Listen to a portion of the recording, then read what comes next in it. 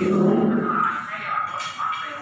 เบื้องต้นไม่ใช่ตัวอันตรายเพื่อลดความเร็วเท่านั้นแต่มีโดรนมาโผล่จุดนี้ด้วยถึงแม้ว่าจะมีบ้านคนตรงจุดนี้นะแต่ว่าโค้งที่เข้าไปแล้วกลางคืนเนี่ยแสงสว่างไม่ค่อยจะมี